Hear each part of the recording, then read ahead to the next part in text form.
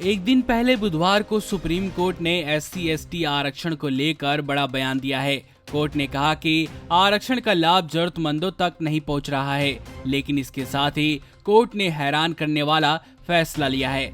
आपको बता दें कि न्यायालय ने आदिवासी इलाकों के स्कूलों में शिक्षकों के 100% पद अनुसूचित जनजातियों के लिए आरक्षित करने के जनवरी 2000 का अविभाजित आंध्र प्रदेश के राज्यपाल का आदेश बुधवार को निरस्त कर दिया। मामले में कोर्ट ने कहा कि यह मनमाना है और संविधान के अंतर्गत इसकी इजाजत नहीं है। जस्टिस अरुण मिश्रा की अध्यक्षता वाली 5 सदस्यों वाली संविधान की पीठ ने अपने फैसले में कहा 100% आरक्षण प्रदान करना अनुचित होगा और कोई भी कानून या अनुमति नहीं देता है कि अधिसूचित इलाकों में सिर्फ आदिवासी शिक्षक ही पढ़ाएंगे। आदिवासी शिक्षकों के लिए सुप्रीम कोर्ट का फैसला उचित नहीं लगता है। कोर्ट ने अपने फैसले में 1992 के इंदिरा साहनी फैसले का जिक्र किया। पीठ ने कहा कि इस फैसले में संविधान निर्माताओं ने कभी यह परिकल्पना नहीं की थी कि सभी स्थानों के लिए आरक्षण होगा। अरुण मिश्रा की पीठ ने कहा कि 1992 के फैसले के अनुसार मामले में ही 50% की सीमा से ज्यादा आरक्षण दिया जा सकता है, लेकिन इसमें बहुत ही सतर्कता बरतनी होगी। पीठ ने कहा कि 100% आरक्षण प्रदान करने संबंधित आदेश मनमाना, गैर कानूनी और असंवैधानिक है। कोर्ट ने कहा कि 100% आरक्षण प्रदान करके मेरिट को इससे वंचित नहीं किया जा सकता। वहीं कोर्ट ने अपने 152 पेज के फैसले में यह भी कहा कि आजादी के 72 साल से भी अधिक समय बीत जाने के बावजूद हम अभी तक समाज के निचले स्तर अर्थात वंचित वर्ग तक यह लाभ नहीं पहुंचा सके हैं। पीठ ने कहा कि यह बेतुका विचार है। आदिवासियों को सिर्फ आदिवासियों द्वारा ही पढ़ाया जाना चाहिए। यह समझ से परे है कि जब दूसरे स्थानीय निवासी हैं तो वे क्यों नहीं पढ़ा सकते।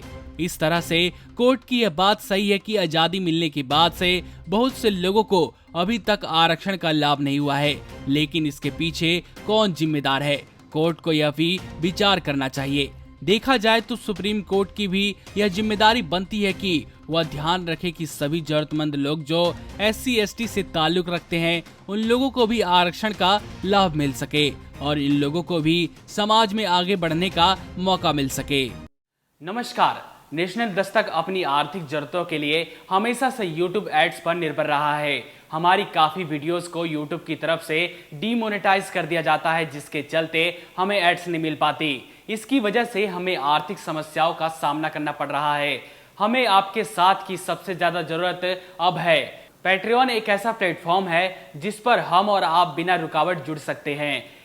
इस प्लेटफॉर्म पर आप हमें सीधा फंड कर सकते हैं, जिसका मतलब हुआ कि हम आजादी से पत्रकारिता कर पाएंगे। आपसे सीधे फंडिंग पाने का यह भी मतलब हुआ कि हम नैतिक रूप से आपके अधीन हो जाएंगे और आपकी आवाज को और बुलंद कर पाएंगे। आप पैट्रियन पर मात्र $2 करीब 140 रुपए प्रति माह से हमारी सहायता कर सकते हैं।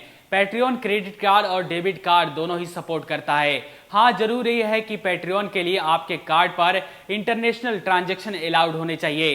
अगर आपके कार्ड पर इंटरनेशनल ट्रांजैक्शन चालू नहीं है तो आप अपने बैंक से संपर्क करके इसको आसानी से चालू करवा सकते हैं। पैट्रियन पेज का लिंक नीचे डिस्क्रिप्शन में दिया गया है।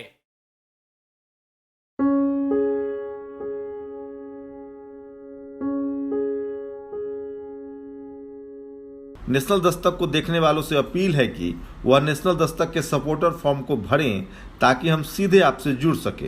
नेशनल दस्तक की आपसे गुजारिश है कि अगर इसको बचाना चाहते हैं तो नेशनल दस्तक को सब्सक्राइब करने के लिए रेड कलर के सब्सक्राइब बटन को दबाएं, फिर बेल आइकन की घंटी दबाएं।